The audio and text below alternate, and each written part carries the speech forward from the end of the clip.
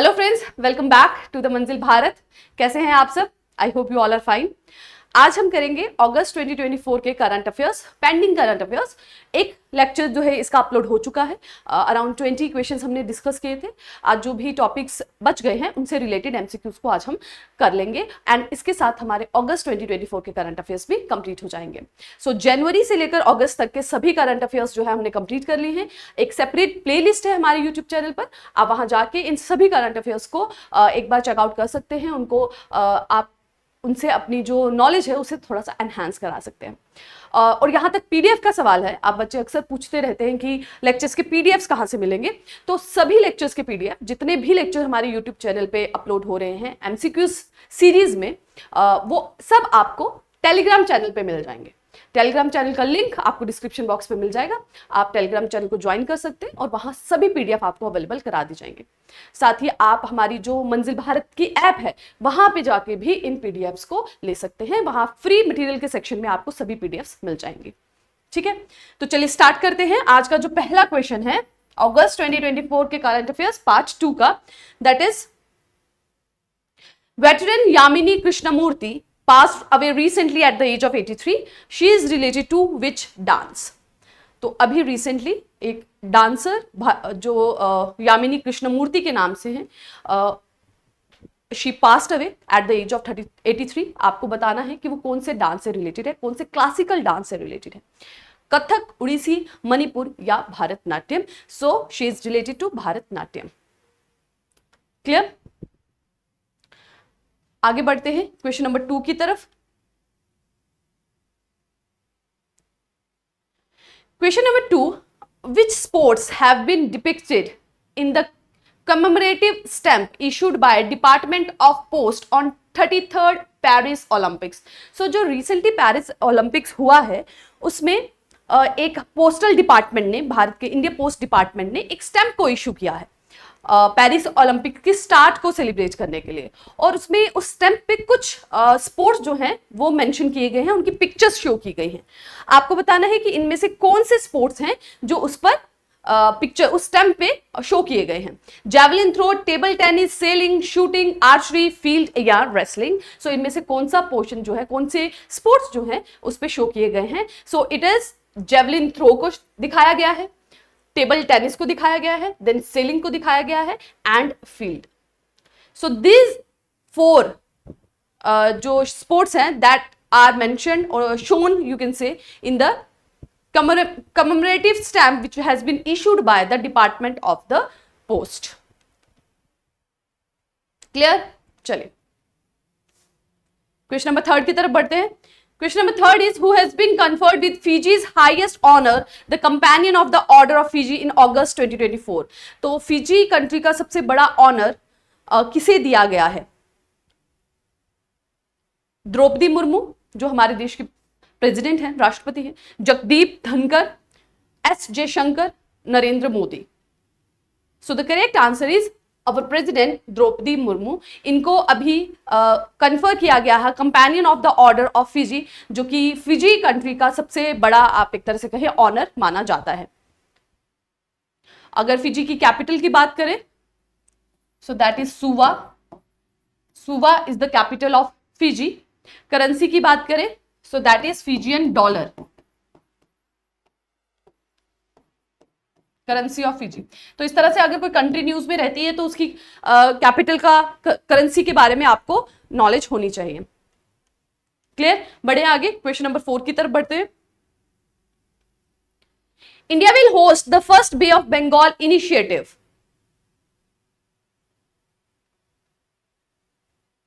Business summit, BIMSTEC की business summit, पहली business summit India hold करने वाला है। आपको बताना है किस सिटी में ये हेल्ड की जा रही है। बिम्स्टेक जो है, जिसकी फुल फॉर्म है Bay of Bengal initiative for multi sectoral technical and economic cooperation. तो एक कुछ कंट्रीज का समूह है। कौन इस कंट्री की मेंबर्स है वो आप मुझे कमेंट सेक्शन में बताएंगे, थोड़ी मेहनत आप भी कीजिए, सर्च कीजिए। एंड आई थिंक ये हमने पहले भी डिस्कस किया है करंट अफेयर्स में। सो इसके बिम्स्टेक के कौन कौन मेंबर्स हैं ये आप मुझे कमेंट सेक्शन में बताएंगे। बिम्स्टेक की एक नई समिट स्टार्ट हुई है on the basis of business oriented meeting. ऐसे तो इसकी मीटिंग होती रहती है, but for the business summit जो है वो पहली बार हेल्ड हो रही है और इंडिया उसे होस्ट कर रहा है। That in which city? New Delhi, Mumbai, Surat या Jaipur? That is in the New Delhi. So New Delhi में होने वाली है बिजनेस समिट जो कि भारत होस्ट करने वाला है। बात कहें कि बिम्स्टेक कब फाउंड हुआ था, so it has been founded in 1997। Members आप मुझे कमेंट सेक्शन में बताएंगे। हेडक्वार्टर्स की बात करें तो that is in the Dhaka, Bangladesh. ठीक है, बिम्स्टेक का जो हेडक्वार्टर है दैट इज इन ढाका और ये फाउंड हुई थी 1997 में, दैट टू इन द 6 जून 1997 में। क्लियर है? चलिए क्वेश्चन नंबर 5 की तरफ बढ़ते हैं। Who is the author of the book titled breaking rocks and barriers? Breaking rocks and barrier, इस पर्टिकुलर बुक के ऑथर कौन है? अमृत्य सेन, अरविंद सुब्रमण्यम, शशि थरूर, सुदीप्ता सेन गुप्ता। सो ये जो पर्टिकुलर बुक है दिस इज ये जो फोकस करती है जियोलॉजिस्ट की जो स्टडीज हैं रिमोट एरियाज में उनके ऊपर बेस्ड है ये। और बहुत सारी चीजें इसमें मेंशन की गई हैं। जो स्वीडन में जो पेंगुइन्स पे, अंटार्कटिका पे जो क्लाइमेट चेंज की वजह से प्रॉब्लम्स आ रही हैं उन सब पे एक तरह से ओवरऑल इस बुक में लिखा गया है। The book title is breaking rocks and barriers, जो कि पब्लिश हुई है बाय द हार्पर कॉलिंस। और कौन है इनके ऑथर? ऑथर है सुदीप्ता सेन गुप्ता। ठीक है, तो जियोलॉजिस्ट स्टडी है उस पे बेस्ड ये बुक है।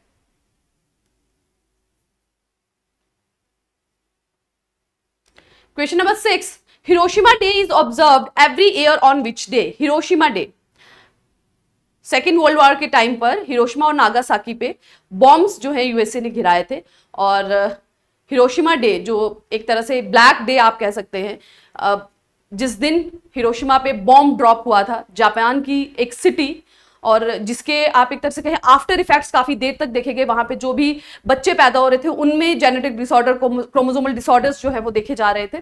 सो किस दिन ये हुआ था? That is on the August 6। So August 6 जो है हिरोशिमा डे की तरह हर साल जो है ऑब्जर्व किया जाता है। बहुत सारे लोगों ने अपनी जान गंवाई थी और हिरोशिमा जो है पहली सिटी बनी जिसने न्यूक्लियर अटैक के सबसे ज्यादा डिवास्टेटिंग इफेक्ट्स देखे। और इस साल जो थी that was the 76th anniversary, 76 years हो गए उस अटैक को। Question number 7, which ministry has launched ई-सांख्यिकी portal marking a significant advancement in data management and dissemination in India? So किस मिनिस्ट्री ने पर्टिकुलर पोर्टल, मोबाइल पोर्टल को launch किया है जिसका नाम है ई-सांख्यिकी? और क्या मुद्दा है, क्या फंक्शन है इस पोर्टल का?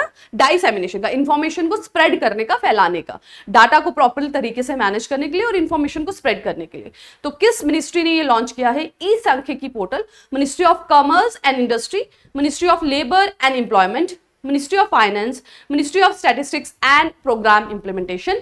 तो mostly that is ministry of statistics and programme implementation ने लॉन्च किया है ई-सांख्यिकी portal for the data management and dissemination in India. इसका जो एम है that is to streamline the sharing of official statics, जो भी ऑफिशियल डेटा होता है उसको प्रॉपर तरीके से स्ट्रीमलाइन करना कंप्रिहेंसिव वे में, ताकि जो भी पब्लिक है उसके लिए भी ईज रहे उसको एक्सेस करना। सो इसीलिए इस पर्टिकुलर पोर्टल को लॉन्च किया गया है by the ministry of statistics and programme implementation. Question number 8, which bank has launched a golden circle exclusive banking program for senior citizen? तो रिसेंटली एक बैंक ने एक प्रोग्राम स्टार्ट किया है जो कि सिर्फ सीनियर सिटीजन्स जो भी 60 ईयर्स से अबव के लोग हैं हमारे देश में उनके लिए स्पेसिफिकली ये प्रोग्राम उन्होंने स्टार्ट किया है। इंटरेस्ट रेट जो है उनको बेटर मिलेगा, उनकी जो फैसिलिटीज हैं, मतलब जो भी बैंकिंग फैसिलिटीज है उनके घर तक उनको प्रोवाइड कराई जाएंगी। सो इसी पे बेस्ड है अ गोल्डन सर्कल। तो आपको बताना है कौन से बैंक जो है इसमें इन्वॉल्व है, ICICI bank, Axis bank, HDFC bank या DBS bank. So that is a DBS bank. DBS bank का इनिशिएटिव है गोल्डन सर्कल, जिसमें जो भी बैंकिंग की प्रोग्राम्स हैं, बैंकिंग के फंक्शंस हैं, फैसिलिटीज हैं, वो उन सभी सिटीजन्स को जो 60 से अबव हैं उन्हें उनके घर तक प्रोवाइड की जाएंगी। बेटर इंटरेस्ट रेट प्रोवाइड किए जाएंगे उनको सेविंग अकाउंट्स में, एफडीज पे, और पर्सनलाइज फाइनेंशियल सर्विसेज भी उनको प्रोवाइड की जाएंगी। क्लियर? सो ये बैंकिंग के जो क्वेश्चंस रहते हैं ये इकोनॉमी पोर्शन में आपके लिए इंपॉर्टेंट हो जाते हैं।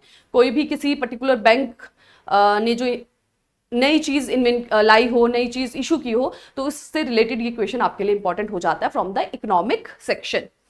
चलिए, क्वेश्चन नंबर 9 कह रहा है which Indian company has been included in the 2024 Fortune global 500 list for the first time. तो भारत की कौन सी कंपनी है जो इस पर्टिकुलर लिस्ट में इंक्लूड हुई है पहली दफा, जिसका नाम है Fortune global 500 list? Oil and natural gas corporation, Bharat petroleum corporation limited, axis bank या एचडीएफसी बैंक?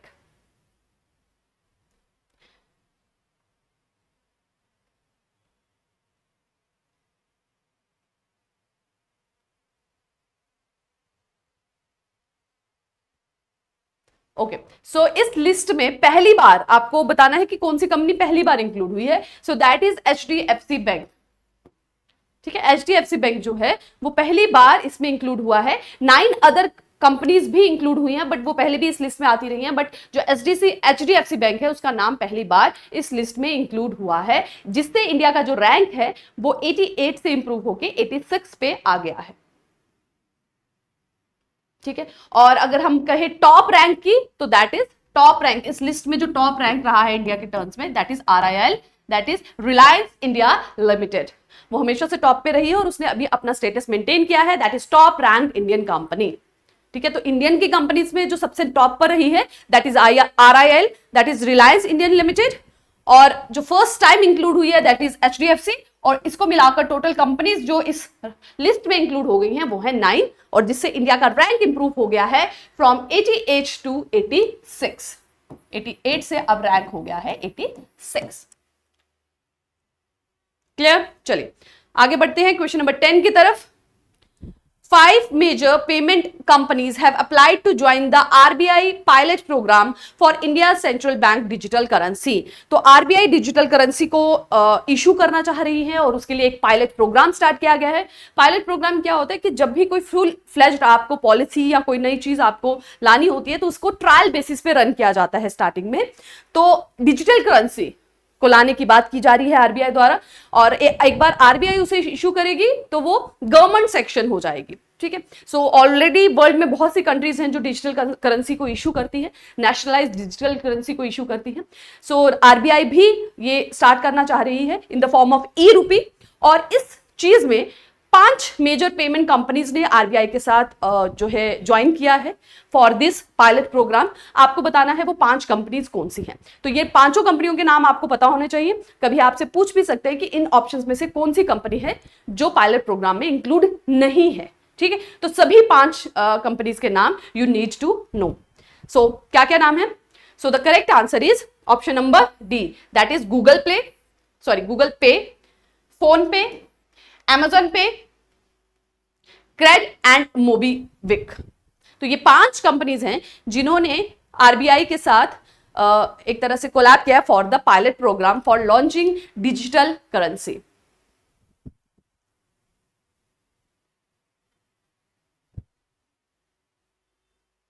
क्लियर? चलिए आगे बढ़े।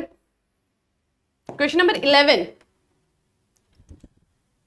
who has been appointed as the head of Bangladesh interim government after the resignation of Sheikh Hasina। Bangladesh में बहुत एक तरह से critical situation चल रही है जब से वहां से रेजिग्नेशन दे दिया, उनकी गवर्नमेंट जो है घिर गई, और उसके बाद जो है take over sort of military कर दिया है और इंटरिम गवर्नमेंट वहां पर रन कर रही है। आपको बताना है प्रेजेंटली इंटरिम गवर्नमेंट के हेड कौन है? इकबाल कादिर, वाकिर उज जमान, मोहम्मद यूनुस या Sajid Wajid. So the correct answer is Mohammad Yunus. Mohammad Yunus जो है वो अपॉइंटेड हुए हैं as a Bangladesh interim government के हेड। उनको नोबेल प्राइज भी मिला हुआ है।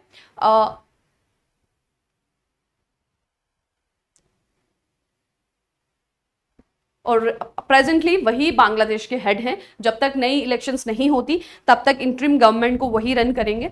और आपको बांग्लादेश की कैपिटल, बांग्लादेश की करेंसी, क्योंकि बांग्लादेश बहुत ज्यादा न्यूज में रहा है तो ये बहुत इंपॉर्टेंट हो जाता है आपके लिए इन सब चीजों को ट्रैक में रखना। Question number 12, who took the oath as the 25th LG of Puducherry? Puducherry वही यूटी है जिसके आर्टिकल 239 के हिसाब से जो रन करती है और उसी के बेसिस पे JNK यूनियन टेरिटरी भी रन करेगी। सिमिलर रूल्स एंड रेगुलेशन जो है जम्मू एंड कश्मीर यूटी पे भी अप्लाई होंगे। आपको बताना है पुडुचेरी के रिसेंटली लेफ्टिनेंट गवर्नर अपॉइंट हुए हैं, वो कौन है? CP Radhakrishnan, Gulab Chand Kataria, हरिबाहु Krishnarao Bagade, K Kailash Nathan.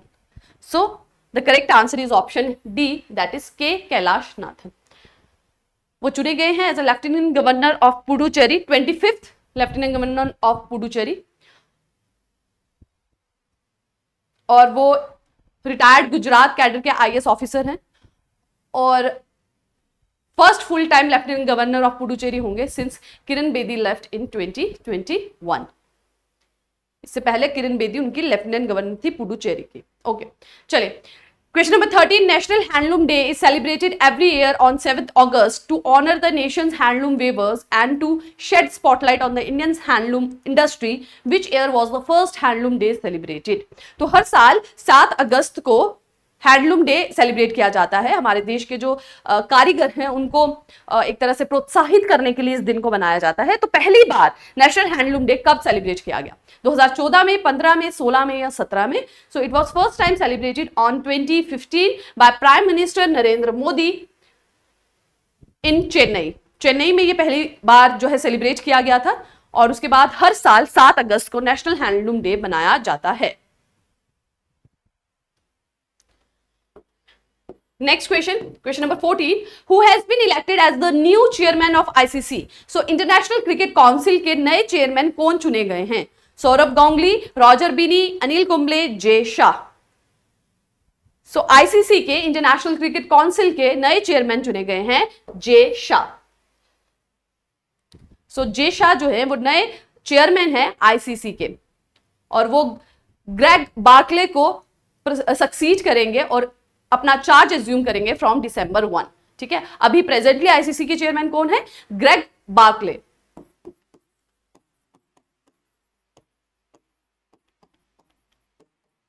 और जय शाह जो है अपना ऑफिस ज्वाइन करेंगे from 1 December। International cricket council की बात करें तो ये ग्लोबल गवर्निंग बॉडी है जो क्रिकेट को गवर्न करती है और इसे फाउंड किया गया था इन 1909। ICC को फाउंड किया गया था इन 1909। 1909 में इसे फाउंड किया गया था और जो रिप्रेजेंटेटिव्स थे इसको फाउंड करने में, that is from Australia, England and south Africa. और इसका पहले नाम था imperial cricket council. Imperial cricket council कहते थे इसे पहले और लेटर ऑन फिर इसका नाम चेंज कर दिया गया to the international cricket council. In 1965 में इसका नाम इंपीरियल से इंटरनेशनल बना दिया गया फ्रॉम इन 1965। ठीक है,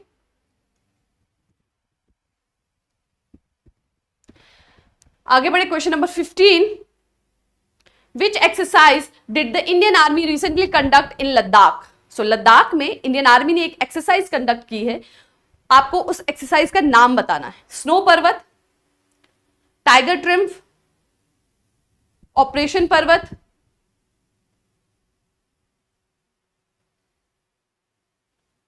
ओके इसमें आंसर करेक्ट नहीं है, just a sec.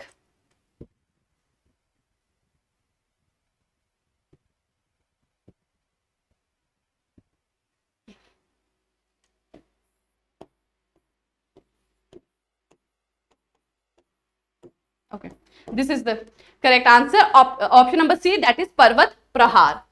So recently army conducts Parvat Prahar exercise in Ladakh और ये स्ट्रेटेजिक मिलिट्री एक्सरसाइज है जो कि फोकस करती है हाई ऑल्टीट्यूड वॉरफेयर और ऑपरेशंस पे। जो हाई ऊंचाई पे अगर कभी वैसी सिचुएशन आ जाए वॉर की, तो उसके लिए प्रिपेयर होने के लिए ये एक्सरसाइज को कंडक्ट कराया गया पर्वत पहाड़ नाम से in the Ladakh reason.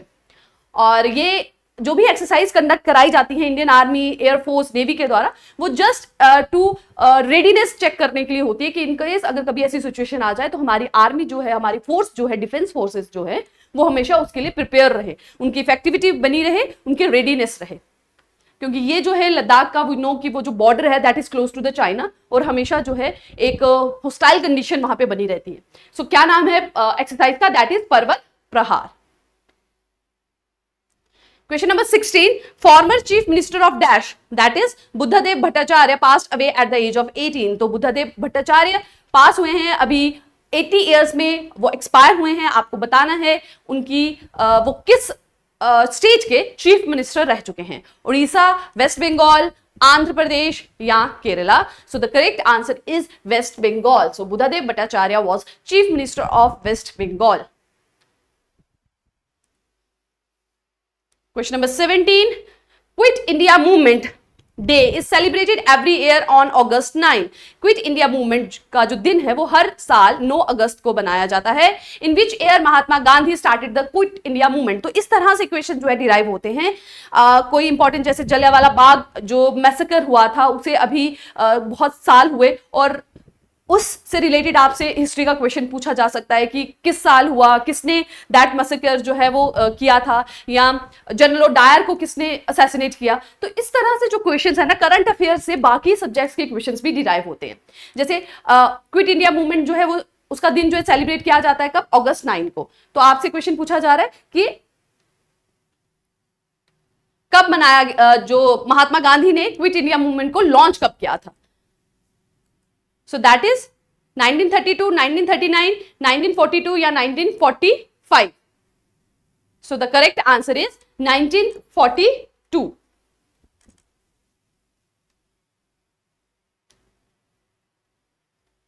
Clear? चलिए आगे बढ़े क्वेश्चन नंबर 18 की तरफ।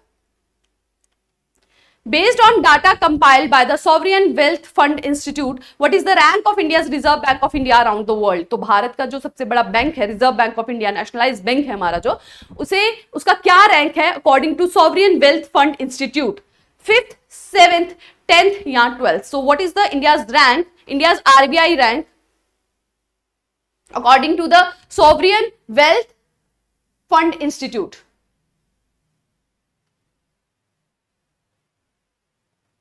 So that is option number D, 12th। So 12th is the rank of India's RBI according to the Sovereign Wealth Fund Institute। आगे बढ़े क्वेश्चन नंबर 19 की तरफ। So that is exercise Udra शक्ति 2024 is a bilateral air force exercise between air force of which country? So Udra Shakti नाम की जो exercise है वो किस किस कंट्रीज के बीच में होती है? India Mongolia, India Malaysia, India Japan, India UAE. So it is between India and Malaysia. Udara Shakti नाम की जो बायलैटरल एक्सरसाइज है वो इंडियन एयरफोर्स और मलेशियन एयरफोर्स के बीच में होती है, और ये रिसेंटली 5 से 9 अगस्त के बीच में हेल्ड हुई थी मलेशिया के कुंतन नामक शहर में। सो आज का जो लास्ट क्वेश्चन है that is question number 20। The national commission for women has inaugurated the digital Shakti centre to combat cyber crime against women in which city? तो विमेन्स के अगेंस्ट जो साइबर क्राइम्स हैं, ऑनलाइन क्राइम्स जो होते हैं, molesting के cases हैं, जो ऑनलाइन क्राइम्स, ऑनलाइन बुलिंग के जो केसेस रहते हैं, जो जितने भी साइबर क्राइम्स विमेन्स के अगेंस्ट हैं, उनसे लड़ने के लिए नेशनल कमीशन फॉर वुमेन ने लॉन्च किया है डिजिटल शक्ति सेंटर को। आपको बताना है किस सिटी में ये लॉन्च हुआ है, न्यू दिल्ली, मुंबई, गुरुग्राम या Chennai. So it has been launched in New Delhi. So this center is dedicated facility that aims at raising awareness about cyber crime। So जितनी भी कंप्लेंट्स आती हैं उनके साथ डील करने के लिए और लोगों के अंदर अवेयरनेस स्प्रेड करने के लिए regarding the cyber crime against women's, इस सेंटर को जो है स्टार्ट किया गया है इन the New Delhi. So that is it. इसके साथ हमारे अगस्त 2024 के जो इंपॉर्टेंट करंट अफेयर्स हैं वो भी कंप्लीट होते हैं। जो पीडीएफ है आपको टेलीग्राम चैनल पे मिल जाएगी या फिर आप ऐप से भी जाके इसे चेकआउट कर सकते हैं। So that is it for today's lecture. मिलेंगे नेक्स्ट वीडियो लेक्चर में कुछ नए टॉपिक के साथ। Till then take care and keep working hard.